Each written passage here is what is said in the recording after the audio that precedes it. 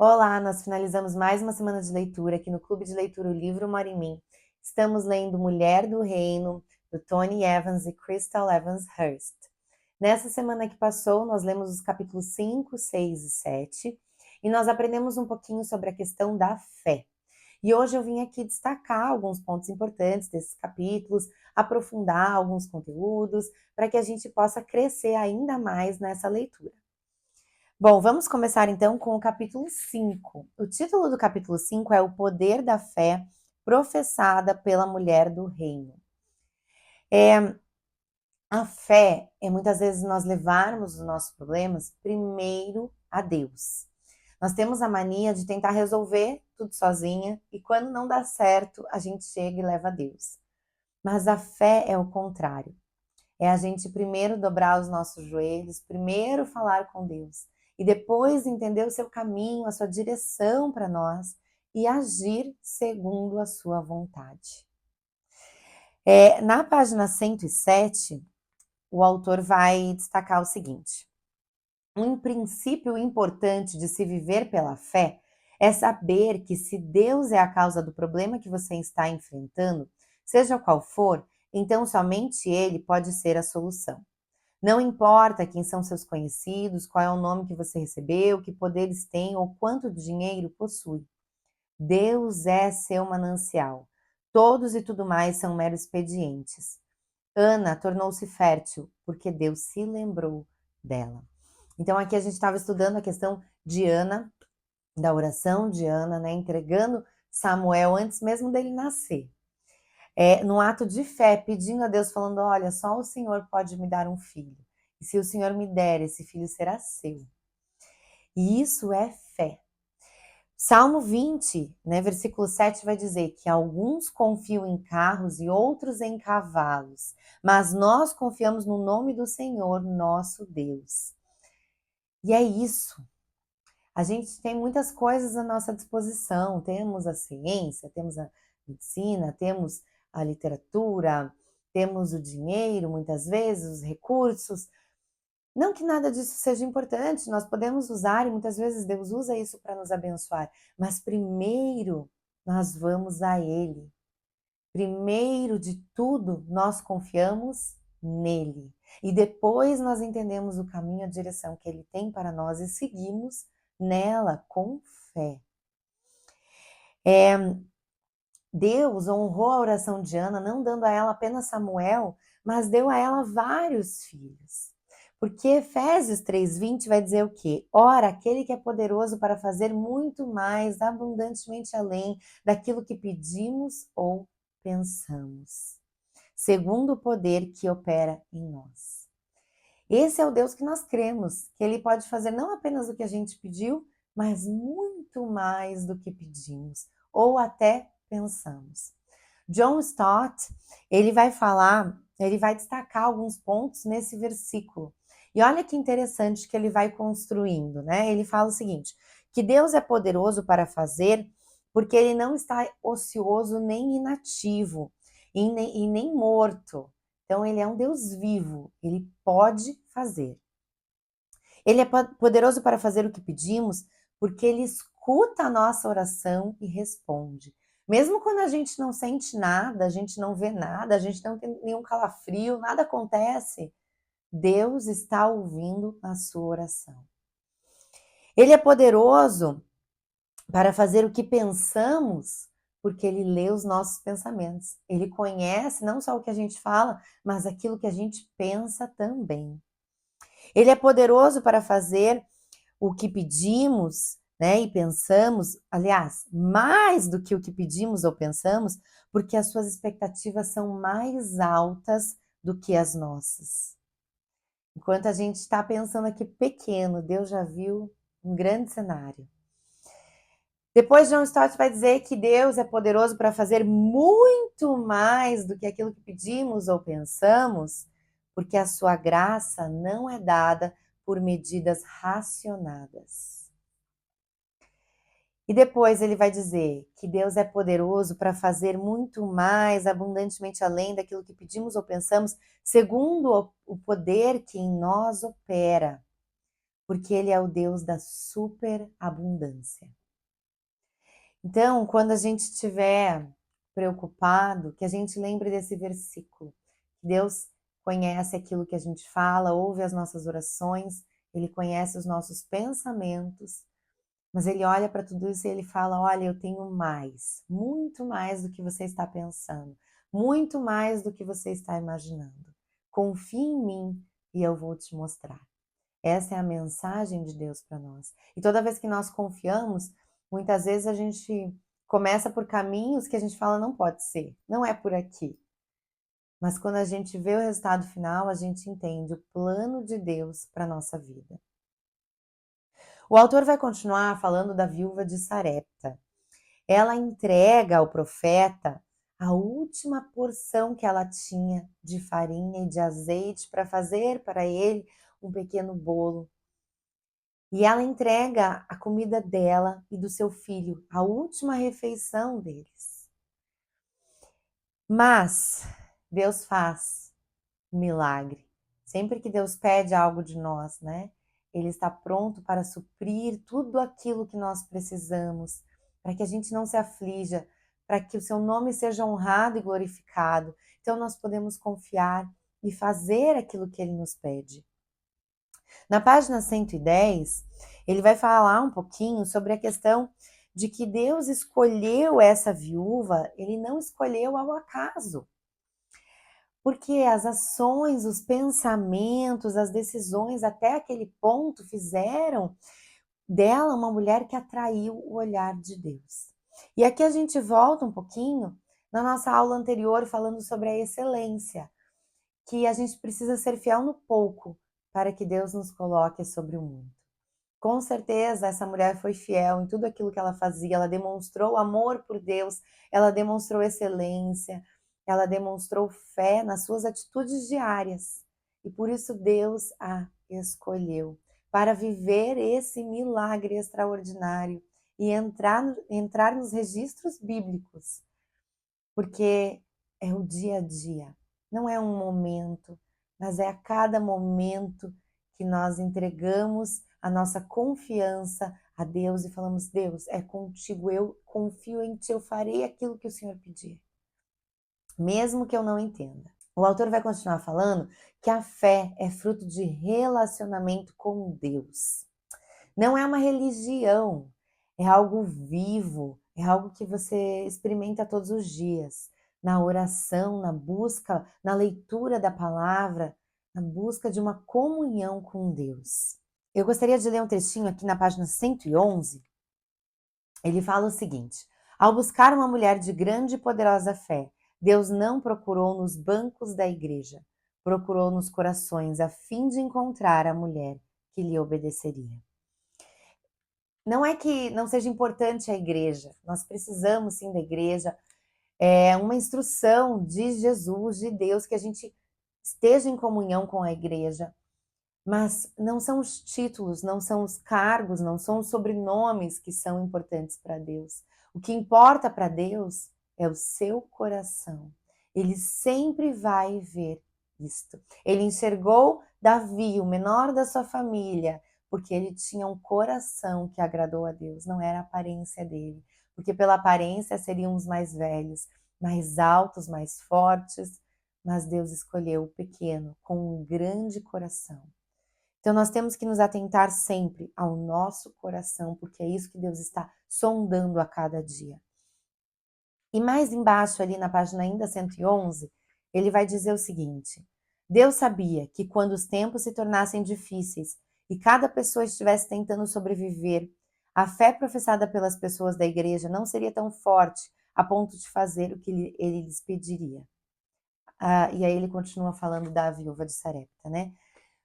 Porque ele não buscou ali no povo israelita, ele buscou em alguém de fora para viver esse milagre, porque ele conheceu o coração verdadeiro, o coração que tinha, que estava cheio de fé e de amor por Deus, queria obedecer, mesmo sendo uma ordem parecendo tão absurda, você dá a última refeição. Mas ela obedeceu com fé, porque era uma fé viva. E a fé viva, ela dá frutos. A gente conhece uma fé viva pelos frutos. É o fruto que a gente vê no amor que a pessoa transmite pelos outros, na generosidade, em anunciar o evangelho, em transmitir aquilo que Deus fez na sua vida.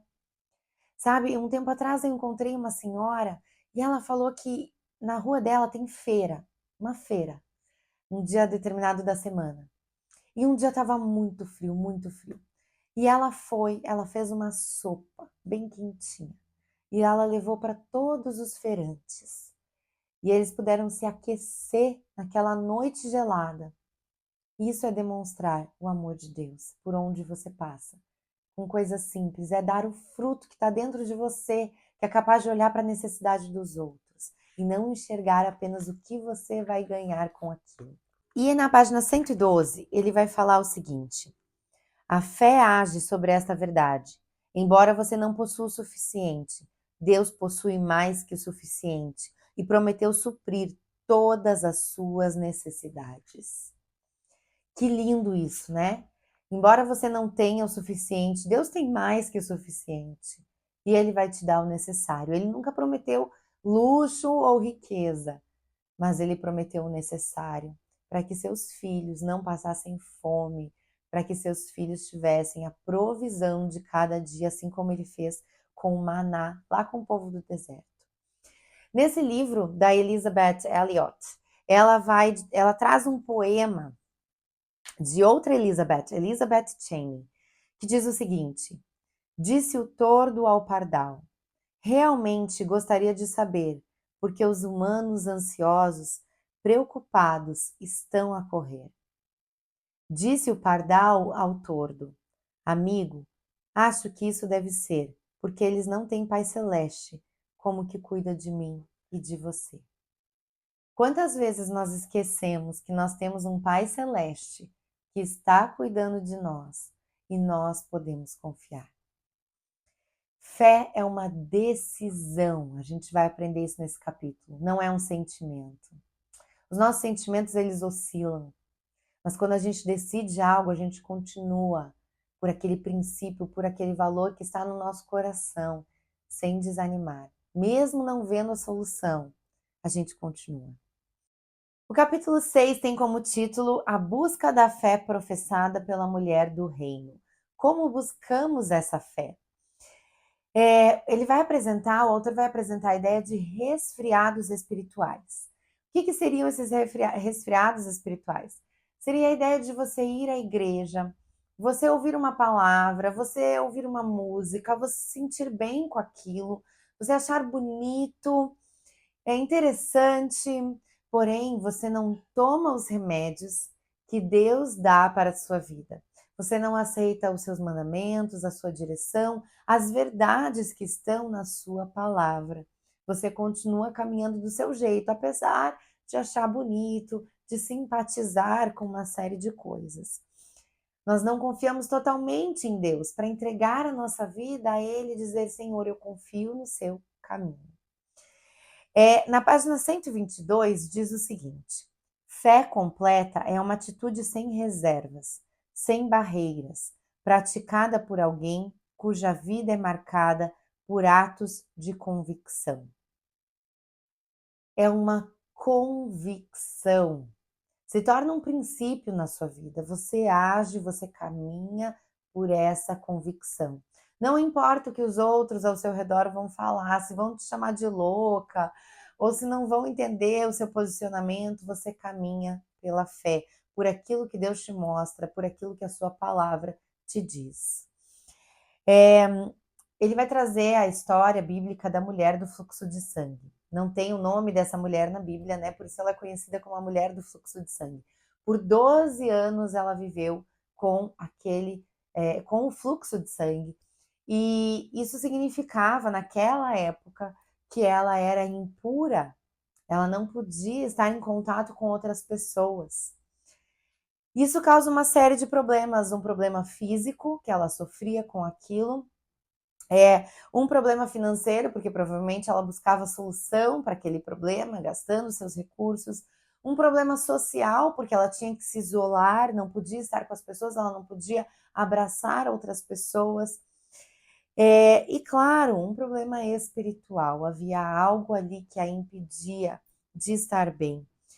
E então ela tem muita fé, porque ela vai no meio da multidão, enfrentando a multidão, mesmo sabendo que ela não poderia estar ali. E ela sabe que ela não vai poder chegar e falar com Jesus, porque ela é impura.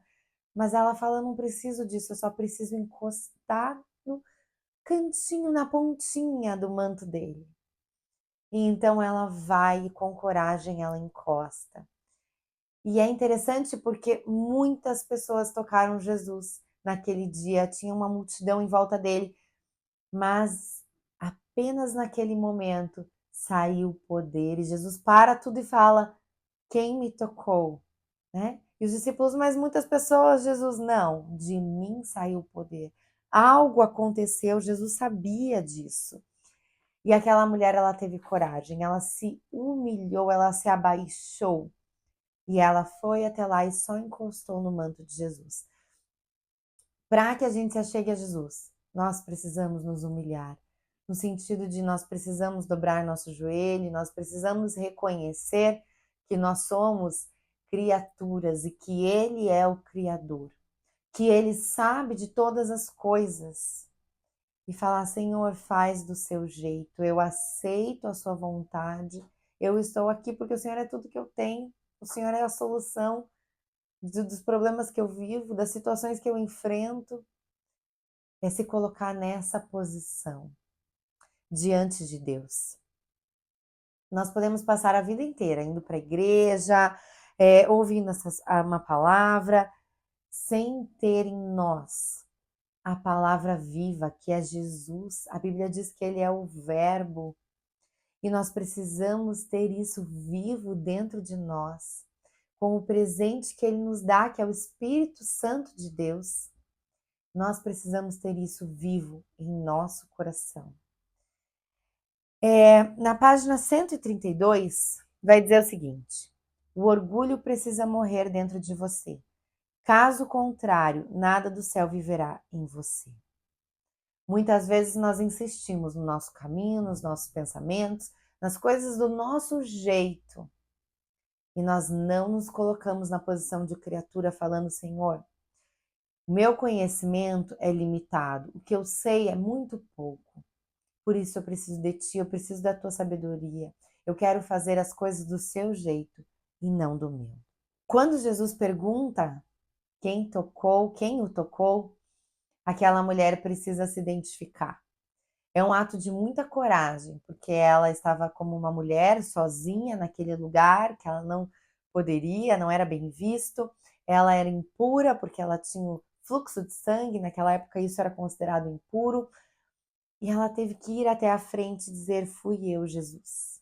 Ela teve que assumir isso publicamente, porque a nossa fé, ela não é para ser guardada em quatro paredes, ela é para a gente sair e testemunhar através das nossas atitudes, através das nossas palavras, de tudo que fizermos, a nossa vida deve testemunhar, e para isso a gente precisa ter coragem para enfrentar opiniões contrárias, para enfrentar pessoas dizendo: ah, ela é meio louca mesmo, não liga. Em meio a tantas ideologias que nós vivemos hoje, nós precisamos ter coragem de falar: não, Senhor, eu sou sua filha. Porque não somos nem nós que damos esse título, né? É Jesus que chega para ela e fala: filha. E que coisa mais linda quando ela teve a coragem de ir até Jesus. Jesus a chama de filha. E eu acho tão interessante, né? Porque o Tony Evans, ele vai trazer essa perspectiva da coragem, da gente dizer que a gente está com Jesus, assumir isso publicamente. E a Sheila Walsh, nesse livro que a gente leu dela, ainda esse ano, Persista e Não Desista, ela traz uma outra perspectiva e como isso é bonito, né? As diferentes interpretações, claro, dentro do que o texto nos permite. Mas olha que bonito que ela fala. Que quando a mulher vai até Jesus, Jesus lhe deu um novo nome. Ele a chamou de filha. Você sabia que ela é a única mulher que Jesus chegou a chamar de filha? Ele era o dono dela. Em frente a uma multidão que a teria julgado, ele disse: ela é minha. Se ela tivesse escapado e ido para casa com o seu milagre, teria sido curada, mas não amparada. Jesus disse: vá em paz, você está amparada. Sabe, aquela mulher, ela era sozinha. E aquela atitude de Jesus quer dizer para ela: olha, você não está mais sozinha, você agora é minha filha. Você pode confiar em mim. E ela saiu de lá não apenas curada do fluxo de sangue, mas amparada por Jesus. E a Sheila Walsh continua num outro trecho. Não basta aparecer na igreja semana após semana, arrastando a mesma bagagem para dentro e arrastando-a de novo para casa. Quando a dor de permanecer igual é maior do que a dor da mudança, estamos finalmente prontos para mudar. Você consegue dizer a Jesus toda a verdade, contar-lhe tudo? O maior milagre depois da nossa salvação é podermos derramar a nossa história aos pés de Jesus e ouvi-lo dizer: filha. Que lindo isso, né? Quando a dor de permanecer igual é maior do que a dor da mudança, nós estamos prontos para mudar. Quando nós nos achegamos a Jesus e falamos: Senhor, os meus caminhos não deram certo, eu preciso do Senhor. Aí as coisas começam a mudar e nós entendemos que nós somos filhas amadas de Deus. E que lindo essas perspectivas diferentes de cada autor sobre uma mesma história. Um dizendo: olha, tenha coragem de assumir a sua convicção em Jesus, a sua decisão por Jesus. E a outra dizendo: olha, né, quando você assume, você é também amparada por Jesus. Ele te chama de filha, ele te abraça, ele te dá um senso de pertencimento. Que coisa linda. E aí, terminando esse capítulo, capítulo 6 aqui do nosso livro, Mulher do Reino, vem a crônica da Crystal, né, no meio do capítulo, mas aqui para mim, para finalizar, falando sobre o seu filho de 3 anos, que sai correndo de um acampamento, sai do chalé, sai do acampamento, vai para o meio da estrada, com 3 aninhos, só de fralda, descalço, sem roupa. E quando ele encontra a sua mãe, a fala dele é: eu estava procurando você, mamãe. E a grande mensagem que fica desse capítulo para nós é: com que intensidade estamos procurando Deus? Estamos realmente procurando Deus? Estamos procurando Deus como algo que nos faz bem, que nos acalma? Ou estamos procurando Deus como o nosso novo estilo de vida? Como uma transformação profunda do nosso ser, do nosso coração? Com que intensidade nós estamos procurando a Deus? Bom, seguimos então para o capítulo 7, que vai falar sobre as possibilidades da fé professada pela mulher do reino. Quais são essas possibilidades? Primeiro, novamente, nós vamos entender que fé não é um sentimento, mas aqui é uma ação. Olha o que diz ali na página 137. A fé só funciona e é útil quando entra em ação. A fé sempre tem a ver com os pés. Foi por isso que Paulo disse que devemos andar pela fé e não falar pela fé. Você sabe que tem fé de acordo com o que faz e não simplesmente de acordo com o que diz ou sente. A fé, ela tem muito mais a ver com as nossas ações. Nós podemos falar muito, né, e não ter verdadeiramente uma fé no nosso coração. Se nós não seguimos os caminhos que Deus nos mostra, nós não temos a fé necessária. Na crônica da Crystal, ela vai falar sobre a questão da gente pôr um pé à frente do outro. É passo a passo. A fé é isso, é passo a passo, é pouco a pouco. Deus raramente nos dá um mapa completo de tudo que vai acontecer, porque senão a gente não ia exercitar a nossa fé. A gente ia estar confiando num plano, a gente não ia estar confiando em Deus. Geralmente ele te mostra do ponto A até o ponto B e do ponto B até o ponto C. Ele nunca te mostra do ponto A ao ponto Z, te falando: olha, é simples, é por aqui, começa, vai chegar lá na frente, vai dar tudo certo. E ele vai falando: olha, vai dar tudo certo, mas toma esse passo, e depois aquele, e depois aquele. Né? Quando ele fala com Abraão, lá em Gênesis, sai da tua casa, da tua parentela, Abraão não sabia para onde ele estava indo, não sabia o que ele ia fazer, e vai para a terra que eu te mostrarei. Ele ia mostrar pouco a pouco os passos que era para fazer. É assim que Deus trabalha na nossa vida, para que nós possamos exercitar a nossa fé. O texto vai trazer aqui também a questão de Zípora. Zípora, que era esposa de Moisés, né? Moisés, ele não havia circuncidado o seu filho mais novo. Ele circuncidou o seu filho mais velho e depois não circuncidou o filho mais novo. E Deus chama Moisés para liderar o povo de Israel na saída do Egito. Porém, lá em Êxodo 4:24, nós lemos: numa hospedaria ao longo do caminho, o Senhor foi ao encontro de Moisés e procurou matá-lo. A interpretação que o Tony Evans vai dar aqui é que Moisés não circuncida seu filho, então Zípora vai lá, ela toma as rédeas e se posiciona entre o julgamento de Deus e Moisés e circuncida o filho, fala: não, agora pronto, né? Você agora é um marido de sangue para mim.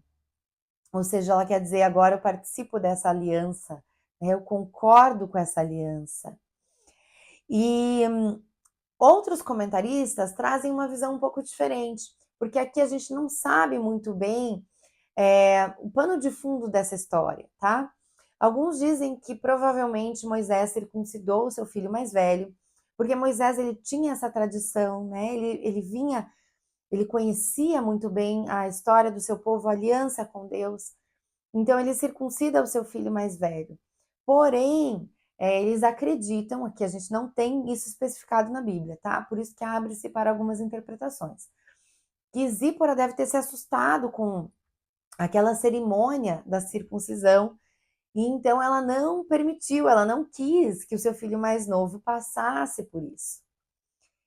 Porém, quando ela entende que aquilo era importante, era uma aliança com Deus, e que Deus estava ferindo Moisés naquele momento, porque não havia uma aliança com seu filho, então ela vai lá e fala: não, não, chega, eu agora creio nisso, você é um marido de sangue para mim, eu creio nessa aliança, o que eu quero é proteger a minha família, eu agora entendo a importância desse ritual e dessa aliança com Deus. Então, são duas interpretações para a gente pensar, né? Como eu disse, são coisas que não estão bem fechadas no texto, a gente não tem esse contexto bem explicado ali, por isso a gente pode trazer essas duas linhas de pensamento, essas duas linhas de interpretação, tá? O que o Tony Evans vai continuar falando é que, primeiro, as mulheres elas estão submetidas a Deus, né? Assim como o homem, ele deve estar submetido a Deus. E seguindo o mandamento de amar a sua esposa, assim como Cristo amou a igreja. E da mesma forma, a mulher entende que há uma liderança do homem na sua casa, uma liderança respeitosa, né, que também leva em consideração seus sentimentos, a sua opinião, não é um autoritarismo, não. Mas há uma liderança que muitas vezes, quando se cruzam os caminhos, não sabemos o que fazer, então aceite essa liderança estabelecida por Deus. Mas primeiro há uma liderança, nós devemos nos submeter à liderança de Deus. E se há algo que nosso marido faz que não é correto perante Deus, nós devemos sim nos opor e nos colocar ali nessa brecha, como ele interpreta a questão da Zípora, né? Nos colocando muitas vezes como uma proteção, orando, pedindo a Deus que ajude a nossa família, que proteja, que cuide da nossa família. Eu acho interessante a gente entender sempre o caminho do meio, né? Nós vivemos hoje algo muito forte em relação ao feminismo, ao empoderamento feminino, a entender que a mulher, sim, ela tem suas capacidades, com certeza, ela pode fazer muitas coisas, ela pode trabalhar, ela pode usar os seus dons e talentos de diversas maneiras, porém, nós temos também um outro lado em que há uma submissão cega, em que você deve apenas dizer sim, e concordar e viver uma vida sem expressar seus sentimentos, seus pensamentos. E nós temos que entender que, na verdade, o evangelho ele é um caminho do meio. É o caminho que nos diz, olha, né? É Deus nos dizendo, olha, eu te amo, eu fiz você a imagem e semelhança, a minha própria imagem e semelhança, Deus nos falando. E com um amor tremendo, com capacidades, talentos maravilhosos. Então, sim, eu quero usar a sua vida. Mas eu quero que você esteja dentro dos meus valores, dentro dos meus princípios, que você me ame acima de todas as coisas, que você se submeta a uma liderança na sua casa, mas que antes de qualquer coisa você se submeta à minha liderança. Deus coloca isso para nós. E sabe, entendendo esse caminho do meio, a gente entende que não é pesado. A gente entende que Deus não nos pede exageros, não nos pede que nós sejamos pessoas perfeitas na nossa casa, que nós saibamos como fazer tudo, que nós tenhamos a casa sempre impecável. Não é isso que Deus nos pede. Deus está olhando para o nosso coração, está pedindo que a gente haja aqui nessa terra com o amor dele, com, sabe, que a gente, por onde a gente passe, a gente leve a paz que só ele tem, que a gente leve a bondade dele, que nós estejamos tão enraizadas nele, que por onde a gente passa, a gente vai frutificando. É isso que ele pede de nós. É um caminho do meio. E por fim, ele vai falar, o Tony Evans vai trazer a história de Raabe. Raabe, uma prostituta, lá em Jericó. E quando os espias chegam, ela fala: olha, nós estamos com medo de vocês, porque nós vimos os milagres que Deus fez, ele abriu o mar, ele fez vocês vencerem todas as batalhas, ele fez milagre atrás de milagre. E sabe, ela olha para aquilo e ela não é indiferente aos milagres de Deus. Ela olha para aquilo e ela fala: e esse é realmente o Deus verdadeiro. Não há ninguém maior que ele. Olha o que ele fez. Sabe, muitas vezes os milagres, a mão de Deus, ela está na nossa frente. E a gente olha ainda como Rabi poderia ter olhado e falado: não, eles ganharam as batalhas lá fora, mas aqui em Jericó será diferente. Não, ela reconheceu o poder de Deus, a mão de Deus e falou: olha, eu quero também isso para mim. Vocês podem me proteger, vocês podem. Eu quero estar com vocês, eu quero fazer parte disso.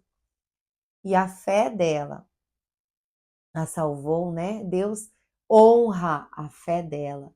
E enquanto toda aquela muralha cai, o pedaço onde ela vivia fica de pé. E isso é tremendo. É só Deus que poderia fazer mais um milagre como este. Na página 149, eu gostaria também de ler o trecho falando sobre essa questão de Raabe. Fala o seguinte, no final da página: alguns dizem que Raabe demonstrou fé ao esconder os espiões. No entanto, sua maior fé foi ter permanecido dentro de casa, enquanto as paredes ao redor dela desmoronavam. Fé é isso, é a gente permanecer com Cristo quando está tudo dando certo ou quando tudo está dando errado. É entender que Ele continua conosco, que Ele tem a solução. Ele vai nos acompanhar. Muitas vezes não é a solução que eu quero, mas Ele tem a solução em suas mãos. E que eu posso permanecer. Quando eu não estou sentindo nada, quando eu penso que minha oração não está passando do teto, quando não tem nenhuma emoção, quando eu não recebi nenhum milagre, eu posso continuar acreditando, exercendo a minha fé, porque Deus, Ele é esse que deixa um pedaço da muralha de pé, enquanto todo o resto é destruído. Então, quando tudo desmoronar, lembre-se de Raabe, lembre-se da fé que ela exerceu naquele momento. Quando você não estiver entendendo, você fala: Senhor, eu não entendo, mas por fé eu continuo crendo e confiando em Ti. Acho que são essas as mensagens que nós temos, os destaques que eu gostaria de fazer desses capítulos. Não esqueça de dar um like aqui no vídeo, passa esse vídeo para alguém também. para que ela possa também, essa outra pessoa possa exercer a sua fé dessa maneira que você aprendeu com a leitura. E não deixe de escrever aqui nos comentários o que você tem achado dessa leitura, como tem sido a participar do clube. Comente que a gente gosta sempre de ouvir vocês, tá bom? Um beijo e até a próxima.